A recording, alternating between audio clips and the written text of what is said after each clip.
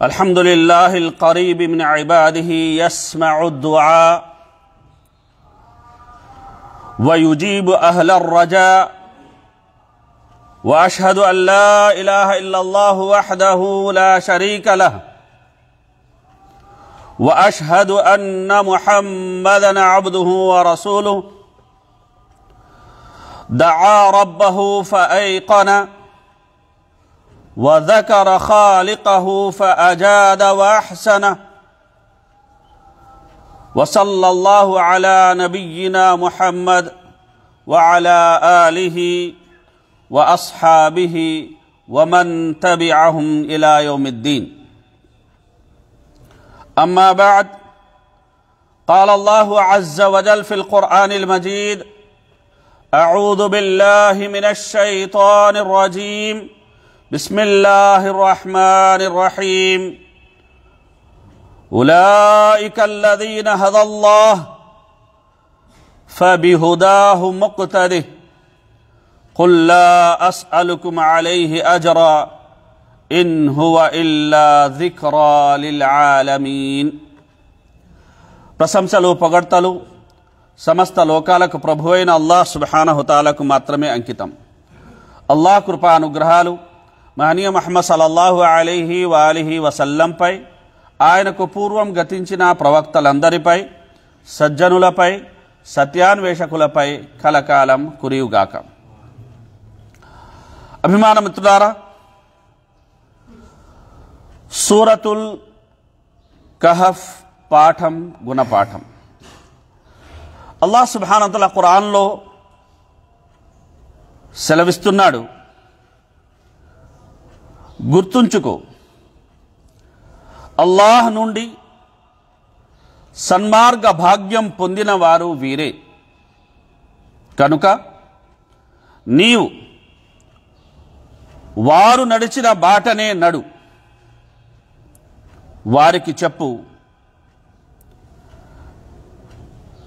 నేనీ ధర్మకార్యం కోసం మీ నుండి ఎలాంటి ప్రతిఫలం ఆశించడం లేదు.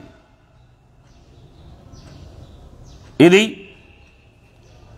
యావత్ మానవాళి కోసం వచ్చిన సార్వజనీన హితోపదేశం.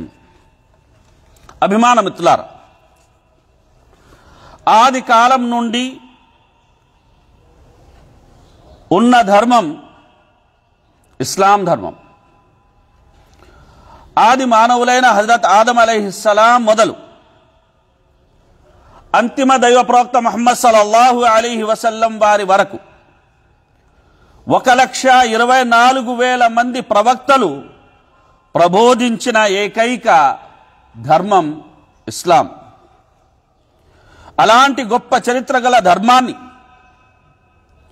ప్రపంచ పోటుగాళ్లు అనుకునే కొందరు వారికున్న అరకొర జ్ఞానంతో వక్ర భాష్యాలు చెప్పే ప్రయత్నం చేస్తూ అది హింసతో కూడిన మతమని, హింస ద్వారానే అది వ్యాప్తి చెందింది అని, దానికి 1000 సంవత్సరాలకు మించిన చరిత్ర లేదని అవాకులు చవాకులు పేలుస్తున్నారు. చరిత్రను ఒక్కొక్కరు ఒక్కో విధంగా అర్థం చేసుకుంటారు. ఎందుకంటే ప్రతి ఒక్కరి దృక్పథం, ఆలోచించే విధానం భిన్నంగా ఉంటుంది గనక. నిజం అనేది నిలకడ మీదే తెలుస్తుంది అన్నట్టు ఎవరైనా మౌనంగా ఉంటే పర్వాలేదు కానీ వాట్సాప్ యూనివర్సిటీలో చదువుకొని అంతర్జాలంలో అందిన సమాచారంతో కాషాయీకరించబడిన పుస్తకాలు చదివి తమకు మించిన మేధావులు ఎవరూ లేరు అన్న భ్రాంతిలో జీవించేవారు అర్ధసత్యాలను ప్రచారం చెయ్యకుండా ఉంటే అదే వారు మానవాళికి చేసే గొప్ప మేలు.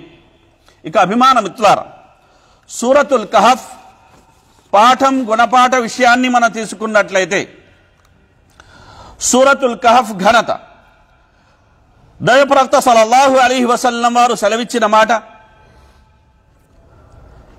ఎవరైతే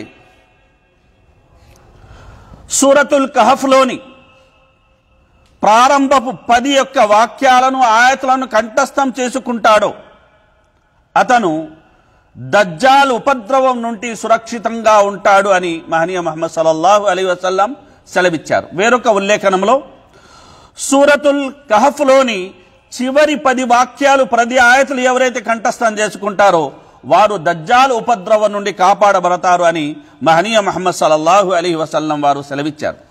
అభిమాన మిత్రులారా, ప్రళయ సమీప కాలంలో దజ్జాల్ అనే ఉపద్రవాగ్రేసరుడు అవతరిస్తాడు. అతని దగ్గర మహిమల్ని సృష్టించే శక్తి ఉంటుంది. ఆ శక్తి కూడా అల్లాహ్ అతనికి ఇచ్చినదే అయి ఉంటుంది. ఆ మహిమల్ని చూసి చాలామంది బలహీన విశ్వాసులు అతని మహత్యాన్ని ఒప్పుకుంటారు. కనుక ఈ ఉపద్రవం చాలా భీకరమైనది, కఠినమైనది, వినాశకరమైనది. కనుక ప్రవక్తలందరూ ఈ ఉపద్రవం గురించి తమ సముదాయాలకు హెచ్చరించారు. అలాగే అంతిమ దైవప్రవక్త ముహమ్మద్ సల్లల్లాహు అలైహి వసల్లం వారు కూడా దజ్జాల్ అనే ఈ మహోపద్రవం గురించి హెచ్చరించడం జరిగింది. అలాగే రక్షక చర్యలు కూడా, దువాలు కూడా ప్రవక్త ముహమ్మద్ సల్లల్లాహు అలైహి వసల్లం వారు నేర్పించారు. అలాంటి ఒక రక్షక చర్యల్లో సూరతుల్ కహఫ్కి సంబంధించిన ప్రారంభపు 10 ఆయతులు, మరో ఉల్లేఖనం ప్రకారం చివరి 10 ఆయతులు కనుక కంఠస్థం చేసుకున్నట్లయితే ఆ వ్యక్తి దజ్జాల్ ఉపద్రవం నుండి కాపాడబడతారు అని మహనీయ ముహమ్మద్ సల్లల్లాహు అలైహి వసల్లం వారు సెలవిచ్చారు. ఇక రూఢి అయిన ఇతర విశిష్టతలు మనం తీసుకున్నట్లయితే బర్రా బిన్ ఆజిబ్ రజియల్లాహు అన్హు గారి ఉల్లేఖనం ప్రవక్త సల్లల్లాహు అలైహి వసల్లం వారు అన్నారు, ఓ వ్యక్తి రాత్రి సమయాన సూరతుల్ కహఫ్ పారాయణం అనేది మృదుమధుర పారాయణం చేస్తూ ఉన్నాడు. అతని పక్కనే గుర్రం కట్టివేయబడి ఉంది.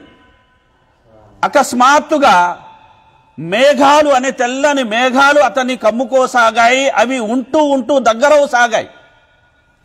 అది గమనించిన ఆ పశువు కాస్త గోల చేయసాగింది. జరిగిన ఈ ఉదంతాన్ని ఆ వ్యక్తి ఉదయం ప్రవక్త ముహమ్మద్ సల్లల్లాహు అలైహి వసల్లం వారికి తెలియజేయగా ప్రవక్త సల్లల్లాహు అలైహి వసల్లం వారు అన్నారు, అది అల్లాహ్ తరపు నుంచి అవతరించిన ప్రశాంతత, నువ్వు సూరతుల్ కహఫ్ చదివిన కారణంగా అది అవతరించింది అని మహనీయ ముహమ్మద్ సల్లల్లాహు అలైహి వసల్లం వారు సెలవిచ్చారు. దీన్ని బట్టి పండితులు చెబుతున్న మాట ఏమిటంటే, జుమా రోజు సూరతుల్ కహఫ్ చదవడం అనేది చాలా విశిష్టతో కూడిన విషయం అన్నది యథార్థమే. అయితే సూరతుల్ కహఫ్ ఏ రోజైనా చదవచ్చు, పగలైనా రాత్రైనా ఏ సమయంలో అయినా సూరతుల్ కహఫ్ చదవచ్చు. అలాగే ప్రవక్త సల్లల్లాహు అలైహి వసల్లం వారు దీని విశిష్టం తెలియజేస్తూ చెప్పిన మాట, మన్ ఖరా సూరతుల్ కహఫ్ యౌమల్ జుమా అదా లహు మినన్ నూరి మా బైనల్ జుమాతైన్. ఎవరైతే సూరతుల్ కహఫ్ని జుమా రోజున పారాయణం చేస్తాడో మరో జుమా వచ్చేంత వరకు అతనికి ఒక విశిష్టమైన జ్యోతి ప్రసాదించబడుతుంది. ఆ జ్యోతి ఆధారంగా అతను ధర్మ మార్గాన త్రోవ తప్పకుండా నడుస్తాడు అని మహనీయ ముహమ్మద్ సల్లల్లాహు అలైహి వసల్లం వారు సెలవిచ్చారు. అదేవిధంగా అభిమాన మిత్రులారా, ప్రవక్త సల్లల్లాహు అలైహి వసల్లం వారు సెలవిచ్చిన మాట, మన్ ఖరా సూరతుల్ కహఫ్ యౌముల్ జుమా ఫహువ మఅసూమున్ సమానియత అయ్యామిన్ మిన్ కుల్లి ఫిత్రతకున్ ఫఇన్ ఖరజ దజ్జాల్ ఉసిమ మిన్హు. ఇది ప్రవక్త సల్లల్లాహు అలైహి వసల్లం తెలియజేసిన మాట. ఆయన అన్నారు, ఎవరైతే జుమా రోజున సూరతుల్ కహఫ్ని పారాయణం చేస్తారో అతను 8 రోజుల వరకు ప్రతి విధమైనటువంటి ఉపద్రవం నుండి కాపాడబడతాడు. ఒకవేళ ఈ మధ్య కాలంలో గనక దజ్జాల్ గనక వచ్చినట్లయితే అతని ఉపద్రవం నుండి అతను రక్షించబడతాడు అని మహనీయ ముహమ్మద్ సల్లల్లాహు అలైహి వసల్లం వారు సెలవిచ్చారు. అలాగే ప్రవక్త సల్లల్లాహు అలైహి వసల్లం వారు అన్నారు, అలా ఉఖ్బిరుకుం బిసూరతిన్ వమన్ ఖరాహా గుఫిర లహు మా బైనహు వమా బైనల్ జుమ్అతిల్ ఉఖ్రా వసలాసత అయ్యాం. నేను మీకు ఒక సూరా గురించి తెలియజేయనా? ఆ సూరా గనక చదివినట్లయితే 7 రోజులు అదనంగా 3 రోజులు ఈ మధ్యలో జరిగే పాపాలన్నింటినీ అల్లాహ్ సుబ్హానహు వ తఆలా ప్రక్షాళిస్తాడు, మన్నిస్తాడు అని మహనీయ ముహమ్మద్ సల్లల్లాహు అలైహి వసల్లం వారు సెలవిచ్చారు. ఇక అభిమాన మిత్రులారా, సూరతుల్ కహఫ్ చదవబడే వేళ గురించి మనం ముందే ప్రస్తావించుకొని ఎప్పుడైనా చదువుకోవచ్చు. అయితే శుక్రవారం యొక్క విశిష్టత మనం పొందాలి అంటే గురువారం రోజు సూర్యాస్తమయం మొదలు మళ్ళీ శుక్రవారం సూర్యాస్తమయం వరకు సూరతుల్ కహఫ్ చదివే సమయం ఉంటుంది. కనుక మనం అనేది సూరతుల్ కహఫ్ చదవడమే కాకుండా ఇంటిల్లిపాది సూరతుల్ కహఫ్ చదివేలా మనం ఏర్పాటు చేసినట్లయితే తద్వారా ఎంతో మేలు జరుగుతుంది. ఇక ఈ సూరతుల్ కహఫ్ మక్కా సూరాలను ఒక సూర. ఈ సూరాకి ఈ పేరు ఎందుకు వచ్చింది అంటే ఇందులో ప్రస్తావించబడిన ఒక యథార్థ సంఘటన ఏదైతే అస్హాబుల్ కహఫ్ కి సంబంధించి ఉందో, కొండ గుహ ప్రజలకు సంబంధించి ఉందో, ఆ కారణంగా అనేది ఈ సూరాకి ఈ పేరు అనేది వచ్చింది. ఇక అభిమాన మిత్రులారా, ఈ సూర అల్హమ్దులిల్లాహ్తో మొదలవుతుంది. అలా పూర్తి ఖురాన్లో అల్హమ్దులిల్లాహ్తో మొదలైన యొక్క సూరాలు 5 ఉన్నాయి. అందులో సూరతుల్ ఫాతిహ, అల్ అన్ఆమ్, సూరతుల్ కహఫ్, అస్సబా, అలాగే సూరతుల్ ఫాతిర్. ఇవి అల్లాహ్ ఘనత మరియు విశిష్టతతో ఇవి ప్రారంభమవుతాయి. అలాగే సూరతుల్ కహఫ్ని తీసుకున్నట్లయితే అల్లాహ్ ప్రశంసతో ప్రారంభమైన ఈ సూర అంతిమానికి మీరు వెళ్ళినట్లయితే అల్లాహ్ శక్తి సూచనని తెలియజేసి, ఒకవేళ భూమిలో ఉన్న జలాలన్నీ సిరాగా మార్చి వృక్షాలన్నిటినీ కలాలుగా మార్చి అల్లాహ్ వాక్యాల్ని రాసిన అవన్నీ ఇంకిపోతాయి, కలాలు అనేవి అంతమైపోతాయి.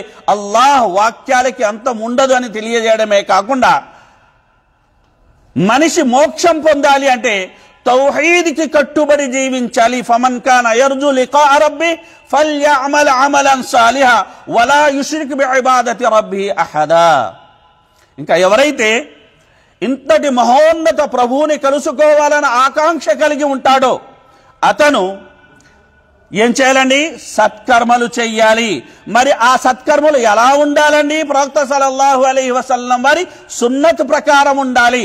అలాగే అల్లాహ్ అన్నారు, అల్లాహ్ యొక్క సృష్టితాలలో ఏ ఒక్కదాన్ని అల్లాహ్కు సాటి సహవర్తులుగా చేసి కొలవకూడదు, షిర్క్కి పాల్పడకూడదు అని అల్లాహ్ సుబ్హానహు తఆలా సెలవీయడం అనేది జరిగింది. ఇక అభిమాన మిత్రులారా, మనం ఈ సూర గురించి తీసుకున్నట్లయితే ఈ సూర అత్యంత ప్రమాదకర ప్రలోభాల గురించి ప్రస్తావించింది. ఉదాహరణకు మతపరమైన ప్రలోభాలు, ధనపరమైన ప్రలోభాలు, సంతానపరమైన యొక్క ప్రలోభాలు, జ్ఞానపరమైన ప్రలోభాలు, అధికారపరమైన ప్రలోభాలు, అలాగే వీటన్నిటితో పాటు అభిమాన మిత్రులారా ఆది ప్రలోభం ఏదైతే శైతాన్ ఆది మానవులు మరియు ప్రవక్త అయిన ఆదం అలైహిస్సలాం మరియు హవ్వా అలైహిస్సలాంని ప్రలోభ పెట్టారు, మోసగించాడో ఆ ఆది ప్రలోభము గురించి కూడా ఈ సూర అనేది అల్హమ్దులిల్లాహ్ ప్రస్తావిస్తుంది. కనుక ఈ సూరాను గనక మనం అర్థం చేసుకొని చదవగలిగినట్లయితే కేవలం దజ్జాల ఉపద్రవం నుండే కాకుండా మహోపద్రవాలైన ఈ అన్ని ఉపద్రవాల నుండి మనల్ని మనం కాపాడుకునే అవకాశం అనేది ఉంటుంది. ఇక అభిమాన మిత్రులారా, ఈ సూర అవతరణ నేపథ్యాన్ని మనం తీసుకున్నట్లయితే ఈ సూర మక్కాలో అవతరించింది. 3 నేపథ్యాలకు సంబంధించిన వివరాలు మీ ముందర పెడుతున్నాను. అందులో ప్రథమమైనది ఏమిటంటే ప్రవక్త ముహమ్మద్ సల్లల్లాహు అలైహి వసల్లం మక్కాలో నివసించే తన యొక్క జాతి జనాన్ని సత్యధర్మం వైపునకు అహోరాత్రులు ఆయన దివారాత్రులు పిలిచేవారు. వారిని నరకాగ్ని నుండి కాపాడాలని ఆయన ఎంతో తాపత్రపడుతుంటే, పరితపిస్తూ ఉంటే జాతి పెద్దలు మాత్రం ఆయన్ని సంహరించాలని, ఆయన అంతమొందించాలని, ఆయన ఏ విధంగానైనా చిత్రహింసలకు చిత్రవదలకు గురి చెయ్యాలని పన్నాగాలు పన్నుతూ ఉండేవారు. కనుక అల్లాహ్ సుబ్హానహు తఆలా ఖురాన్లో ప్రవక్త ముహమ్మద్ సల్లల్లాహు అలైహి వసల్లం వారిని ఓదారుస్తూ చెప్పిన మాట, ఫలఅల్లక బాఖిఉన్ నఫ్సక అలా ఆథారిహిం ఇల్లం యుమిను బిహాదల్ హదీసి అసఫా. ఏమిటి వీరు అల్లాహ్ సత్యోపదేశాన్ని విశ్వసించడం లేదు అన్న పుట్టెడు దుఃఖంతో నిన్ను నువ్వేమైనా చంపుకుంటావా ఏంటి అని అల్లాహ్ సుబ్హానహు తఆలా ఓదార్చేంత స్థాయిలో ప్రవక్త సల్లల్లాహు అలైహి వసల్లం జాతి జనం పట్ల పరితపించారు. అంటే మనం సత్య ప్రకటన విషయంలో, సత్య బోధ విషయంలో ఎంత అంకిత భావం కలిగి ఉండాలి అన్న విషయాన్ని మనం గమనించడమే కాకుండా మనం ఇతరులకు సత్య బోధ చేసే విషయంలో తౌహీద్తోనే సత్యబోధ ప్రారంభించాలి. మొత్తం ప్రపంచానికి, సంఘానికి, సమాజానికి, కుటుంబానికి సంబంధించిన విషయాలు చర్చిస్తాము. దానికి ఇస్లాం చూపించే పరిష్కారాన్ని కూడా చెబుతూ ఉంటాం, కానీ తౌహీద్ గురించి చెప్పం. అసలు మన ధర్మబోధ అనేది సత్యబోధకి ఆధారమే తౌహీద్ అవ్వాలి. కనుక అభిమాన మిత్రులారా దీన్ని మనం గమనించాలి. రెండో నేపథ్యాన్ని తీసుకున్నట్లయితే కొందరు సహాబా ప్రవక్త ముహమ్మద్ సల్లల్లాహు అలైహి వసల్లం వారి యొక్క దర్బార్లో ఉండేవారు. ఉదాహరణకు సల్మాన్ ఫార్సీ రదియల్లాహు అన్హు కానీ, అలాగే అబూదర్ గిఫారీ రదియల్లాహు అన్హు కానీ, వీరు కాసింత పేదవాళ్ళు కనుక కొందరు ధనికులు ఇస్లాం స్వీకరించారు. వారు ప్రవక్త సల్లల్లాహు అలైహి వసల్లం వారిని ఏమన్నారంటే, మేము మీ పక్కన కూర్చొని మీతో మాట్లాడాలంటే, మీ మాట వినాలంటే ఈ అల్పులు ఎవరైతే ఉన్నారో, ఈ యొక్క పేదవాళ్ళు ఎవరైతే ఉన్నారో వీరిని మీ సమావేశం నుండి మీరు దూరంగా ఉంచండి, కనీసం మీ పక్కన కూర్చోబెట్టుకోకండి, ఆ స్థలం అనేది మాది, మేం కూర్చోవాలి అని చెప్పినప్పుడు అల్లాహ్ సుబ్హానహు తఆలా ఖురాన్లో ఈ సూరాలో ఈ ఆయత అవతరింపజేయడం జరిగింది. వస్బిర్ నఫ్సక మఅల్లదీన యద్ఊన రబ్బహుం బిల్ గదాతి వల్ అష్రి యురీదూన వజ్హ. ప్రాపంచిక మేలుని, ప్రాపంచిక పటాటోపాన్ని కోరుకునే వ్యక్తుల మాట వినకు, వారిని అనుసరించకు. ఎవరైతే ఉదయం సాయంత్రాలు తమ ప్రభువుని ఎవరైతే దినాతిదినంగా స్మరించుకుంటూ ఉన్నారో, వేడుకుంటూ ఉన్నారో వారి సరసనే నువ్వు ఉండు అని అల్లాహ్ సుబ్హానహు వ తఆలా ప్రవక్త ముహమ్మద్ సల్లల్లాహు అలైహి వసల్లం ఉపదేశం అనేది చేయడం అనేది జరిగింది. ఇక అభిమాన మిత్రులారా, మూడవ నేపథ్యాన్ని తీసుకున్నట్లయితే మక్కా అవిశ్వాసులు కొందరిని మదీనాకు పంపి అక్కడి నుండి గత చరిత్రకు సంబంధించిన కొన్ని విషయాలు తెలుసుకురావాల్సిందిగా వారు పురమాయించారు. ఇలా వారు వచ్చినప్పుడు 3 విషయాల గురించి ప్రవక్త సల్లల్లాహు అలైహి వసల్లం వారిని ప్రశ్నించడం జరిగింది. ఒకటి ఆత్మ గురించి, రెండవది కొండ గుహ అంటే అస్హాబుల్ కహఫ్ గురించి, మూడవది దుల్ ఖర్నైన్ గురించి. ఇక ఆత్మ గురించి సూరతుల్ ఇస్రాలో అల్లాహ్ సుబ్హానహు తఆలా సమాధానం ఇచ్చాడు. ఇక 2 సమాధానాలు అల్లాహ్ సుబ్హానహు తఆలా సూరతుల్ కహఫ్ లో ఇవ్వడం అనేది జరిగింది. ఇక అభిమాన మిత్రులారా, ఇందులో పేర్కొనబడిన గాథలు 5. అందులో ప్రథమమైనది ఏంటంటే కొండ గుహవారి గాథ అస్హాబుల్ కహఫ్ కి సంబంధించింది. రెండవది ఏంటంటే ప్రవక్త మూసా అలైహిస్సలాం వారి గాథ. మూడవది ఏమిటంటే 2 తోటల యజమానికి సంబంధించిన గాథ. నాలుగవది ఏమిటంటే జుల్ ఖర్నైన్కి సంబంధించిన గాథ. అలాగే 5వది ఏమిటంటే ప్రవక్త ఆదం మరియు శైతానికి సంబంధించిన గాథ. ఇలా అనేక విషయాల్ని అల్లాహ్ సుబ్హానహు వ తఆలా సూరతుల్ కహఫ్ లో పేర్కొనడం అనేది జరిగింది. ఇక అభిమాన మిత్రులారా, మనం ప్రతి గాథ కోసం మన దగ్గర సమయం లేదు కనుక ముక్తసరిగా ప్రతి గాథ అనేది మనకు ఇచ్చే యొక్క పాఠాల గురించి కాస్త మనం నెమరు వేసుకుంటూ అనేది ముందుకు వెళ్లే ప్రయత్నం అనేది చేద్దాం. ఇక అభిమాన మిత్రులారా, గమనించాల్సిన విషయం ఏంటంటే సూరతుల్ కహఫ్ లో ఈ కొండ గుహవారి గాథ వల్ల మనకు లభించే యొక్క కొన్ని పాఠాలు ఏమిటంటే గుర్తించండి. ఒకటి తౌహీద్, రెండవది అంతిమ విజయం తక్వా పరులదే అన్నది, మూడవది సజ్జన సాహచర్యం, నాలుగవది నిలకడ, 5వది హిజ్రత్, 6వది ఏకాంతాన్ని కోరుకోవడం, 7వది అల్లాహ్ ఎడల సద్భావం, 8వది దువా ప్రార్థన, 9వది సలహా సంప్రదింపులు, 10వది ఐకమత్యం అంటే ఒకే మాటను ఏకీభవించడం, 11 తెలివివంతమైన నిర్ణయ ప్రతిభ, 12 సత్య ప్రకటన సత్యబోధ, 13 యువత పాత్ర ప్రాముఖ్యత. ఇవన్నీ ఎందులో మనకు లభిస్తున్నాయి అంటే ఈ కొండ గుహవారు ఎవరైతే ఉన్నారో వారి జీవితంలో ఈ పాఠాలన్నీ మనకు లభిస్తున్నాయి. అంటే అభిమాన మిత్రులారా, ఈ యొక్క గాథను మనం పూర్తిగా చదివి అర్థం చేసుకొని మనం దాన్ని పాటించడమే కాకుండా మన పిల్లలకు సైతం మనం బోధించగలిగినట్లయితే నేడు ఏ గాథల ఏ కథల యొక్క ఒక రకంగా చెప్పుకోవాలంటే వెలితి అనేది మన సమాజంలో కనబడుతుందో ఆ వెలితి తీరడమే కాకుండా గొప్ప ధార్మికత అనేది మనలో మన పిల్లల్లో చోటు చేసుకునే అవకాశం అనేది ఉంది. ఇక రెండో ఒక విషయాన్ని మనం తీసుకున్నట్లయితే అందులో 2 మిత్రులు ఉండేవారు. ఒక మిత్రుడికి బ్రహ్మాండమైన 2 తోటలు ఉండేవి. అంటే ఆస్తిపరుడు, మంచి ఆస్తిపరుడు. అయితే ఆ ఆస్తి మత్తులో పడి ప్రాపంచిక జీవితమే అసలు, పరలోకమే లేదు అని అతను వితండవాదం చేశాడు. అతనితో ఉన్న సోదరుడు, ఏమిటయ్యా నువ్వు ఇలా చెప్తున్నాయంటే ఇలా చెప్పడం కరెక్ట్ కాదు, పరలోకాన్ని ధిక్కరించకూడదు, ఈ ధనం మత్తులో పడి నువ్వు ధిక్కరించకూడదు అంటే అతను అన్నాడు, సరే నువ్వు నిజదైవాన్ని నమ్ముతావు, పరలోకాన్ని నమ్ముతున్నావు కదా, మరి చూసుకుంటే నీకన్నా ఎక్కువ సంపద నా దగ్గర ఉంది. ఒకవేళ నువ్వు సత్యవంతుడు, నీ దేవుడు శక్తివంతుడు అంటే నీకు గదే ఎక్కువ సంపద ప్రసాదించాల్సింది అని అలా అతను అది ఎటకారం చేయడమే కాకుండా చలోక్తులు విసిరాడు. ప్రతిగా అల్లాహ్ సుబ్హానహు వ తఆలా రాత్రికి రాత్రే పగలయ్యేసరికి ఆ మొత్తం తోట, ఆ తోటలో ఉన్న యొక్క ఆ జీవనది ఏదైతే ఉన్నదో వాటిని నాశనం చేసేసాడు. అప్పుడు అతను బాధపడ్డాడు, అయ్యో నేను నా ప్రభువుతో పాటు అన్యులను సహవర్తులుగా చేసి కొలిచానే, షిర్కి పాల్పడ్డానే, పరలోకాన్ని ధిక్కరించానే అని అప్పుడు అతను బాధపడ్డాడు. కనుక అభిమాన మిత్రులారా, గమనించాల్సిన విషయం ఏంటంటే, చాలా మంది తమలోని మహత్తు గొప్పదని ఎంచి తమ సత్తాకు తామే మత్తెక్కి కళ్ళు పైకెక్కి ఎత్తలేని బరువు నెత్తి కించిత్తైన కదపలేక విసుగెత్తి ఎత్తైన శిఖరాల నుంచి పడి చిత్తైన ప్రముఖులు చాలా మంది ఉన్నారు. అలాంటి ప్రముఖుల్లో ఈ వ్యక్తి కూడా ఒకడు.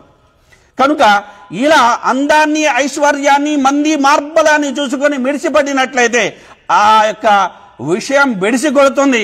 అతన్ని వెన్ను విరిచే యొక్క ఏర్పాటు అల్లాహ్ సుబ్హానహు వ తఆలా చేస్తాడు. కనుక ప్రపంచవ్యాప్తంగా జరిగిన కొన్ని సంఘటనలు కూడా మనం తీసుకున్నట్లయితే దీన్ని అవి బలపరుస్తాయని మనం ఇక్కడ ఈ సందర్భంగా పేర్కొనొచ్చు. ఇక అభిమాన మిత్రులారా, తర్వాత యొక్క సంఘటన మనం తీసుకున్నట్లయితే ఇందులో ప్రవక్త మూసా అలైహిస్సలాం వారి యొక్క ప్రస్తావన, అలాగే ప్రవక్త మూసా అలైహిస్సలాంతో పాటు యూషా బిన్ నూన్, అలాగే ఖిజర్ అలైహిస్సలాం వారి యొక్క ప్రస్తావన కూడా ఇందులో ఉంది. ఇక్కడ ఈ యొక్క గాథ మనకు చెప్పే గుణపాఠాలను తీసుకుంటే, ధర్మ జ్ఞానాన్ని ఆర్జించే నిమిత్తం దైవ ప్రవక్త అయి కూడా ఆయన అంత దూరం ప్రయాణం చేశాడు అంటే మన సామాన్య మనుషులమై ఉండి మనం ఎంత శ్రమించాలి, ఎంత కష్టపడాలి, ఎంత అనేది మనం పరితపించాలనే ఒక విషయం అనేది ఈ సందర్భంగా గమనించాలి. రెండవది ఏమిటంటే, ఈ ప్రపంచంలో పరిపూర్ణ జ్ఞానులు ఎవరు లేరు అల్లాహ్ సుబ్హానహు వ తఆలా తప్ప. కనుక అల్లాహు అలం ఈ విషయాన్ని అంగీకరించాలి. మూడవది ఏమిటంటే, ధర్మ పండితులు ఎవరైతే ఉంటారో వారిని సేవించుకోవాలి, వారి సభా మర్యాదల్ని పాటించాలి, వారి సహచర్యాన్ని కోరుకోవాలి అనేది మూడవది. ఇక నాలుగవది ఏమిటంటే అభిమాన మిత్రులారా, విద్యార్థుల విషయంలో గురువు అనేది సహిష్ణుతతోటి, భరించే గుణంతో, అలాగే ఓర్పుతోటి వ్యవహరించాలి. కనుక అక్కడ ముందు మూసా అలైహిస్సలాం తన యొక్క శిష్యుడి విషయంలో మర్చిపోయినప్పుడు ఉదారంగా వ్యవహరించారు. ఆ తర్వాత మూసా అలైహిస్సలాం స్వయంగా 3 సార్లు తప్పు చేసిన ఖిజర్ అలైహిస్సలాం ఏం చేశారండి? ఉదారమైన మనసుతో ఆయన కూడా మన్నించడం అనేది జరిగింది. అదేవిధంగా అభిమాన మిత్రులారా, ఈ యొక్క గాథ వల్ల మనకు తెలిసేది ఏంటంటే, సృష్టిలో చోటు చేసుకునే అనేక సంఘటనలు కొన్ని మనకు అర్థం అవ్వచ్చు, కొన్ని అర్థం కాకపోవచ్చు. అయితే దాని వెనకాల పరమార్థం అనేది ఉంటుంది, అది అల్లాహ్కు తెలిసి ఉంటుంది అనే విషయాన్ని మనం ఈ సందర్భంగా గమనించాలి. వీటితో పాటు అభిమాన మిత్రులారా, ప్రవక్త మూసా అలైహిస్సలాం ఎప్పుడైతే చూశారో చెడుని అక్కడ ఆపారు. ఆయన నువ్వు ఎందుకు ఇలా చేస్తున్నావు, ఎందుకు ఇలా చేస్తున్నావు అంటే ఈ సుదీర్ఘ సంఘటన గురించి మనం చదవాలి. అక్కడ ఆయన అభ్యర్థనని తెలియజేశారు. కనుక మన మనోభిప్రాయాన్ని మనం బలంగా చెప్పాలి. ఒక వస్తువు మనకు నచ్చలేదంటే మనం దాన్ని ఖండించాలి అన్న ఒక విషయం కూడా దీని ద్వారా మనకు తెలుస్తుంది. అలాగే జుల్కర్నైన్ మనకు సంఘటన తీసుకున్నట్లయితే మనిషికి అల్లాహ్ ప్రసాదించే శక్తి అనేది ఒక పరీక్ష అనేది దీని ద్వారా మనకు తెలుస్తుంది. అలాగే ఎంత శక్తిమంతుడైనా అతను కారకాలను అన్వేషించాలి. కనుక యాజూజ్ మాజూజ్ అనే ఉపద్రవం ఏదైతే ప్రళయ సమీపంలో రాబోతుందో అక్కడ ఆ కాలంలోనే వారు విలేతాండం చేస్తున్నప్పుడు వారికి ఆయన ఒక రాగి గోడ, పెద్ద బ్రహ్మాండమైన యొక్క రాగి గోడ నిర్మించి ఆ యొక్క ఉపద్రవం నుండి ప్రజల్ని ఆయన కాపాడడం అనేది జరిగింది. కనుక ఇది కూడా మనం గమనించాలి. ఇక అంతిమంగా మనం చెప్పుకోవాల్సిన విషయం ఏంటంటే, ప్రవక్త ఆదం అలైహిస్సలాం అది ఇబ్లీస్. అల్లాహ్ సుబ్హానహు వ తఆలా ఖురాన్లో ఏమంటున్నాడు? మీకు బద్ధ శత్రువు ఎవరండి? శైతాన్. అయితే మీరు నన్ను మిత్రుడిగా చేసుకోవడం మాని అతన్నే మిత్రునిగా చేసుకుంటున్నారు. ఇది మీరు చాలా పెద్ద యొక్క తప్పు చేస్తున్నారు. ఎందుకంటే అతను మీ శ్రేయోభిలాషి కాదు. మీ యొక్క తండ్రి ఆది మానవులైన ఆదం అలైహిస్సలాం వారిని నేను నీ శ్రేయోభిలాషిని అని చెప్పి అతను ముంచాడు. కనుక మీ విషయంలో కూడా అతను అలానే చేస్తాడు. కనుక మీరు అతని విషయంలో జాగ్రత్తగా ఉండండి అనే విషయాన్ని ఇక్కడ అల్లాహ్ సుబ్హానహు వ తఆలా అనేది ప్రస్తావించడం జరిగింది. కనుక అభిమాన మిత్రులారా, ఏదేమైనప్పటికీ సూరతుల్ కహఫ్ మహోన్నతమైన సూర, ఇస్లాం ధర్మం విశ్వజనీనం అని తెలియజేసే యొక్క సూర. కనుక ఈ సూరాని మనం అనునిత్యం చదవడమే కాకుండా ముఖ్యంగా శుక్రవారం రోజు మన ఇంటిల్లిపాది అనేది చదివి ఆ రకమైన ఘనత విశేషాలను పొందే ప్రయత్నం అనేది మనమందరం చేయాలి. అల్లాహ్ సుబ్హానహు వ తఆలా విన్న విషయాలు మంచిని గ్రహించి వాటికి అనుగుణంగా నడుచుకునే సద్బుద్ధి సద్భాగ్యాన్ని మనందరికీ ప్రసాదించుగాక. ఆమీన్.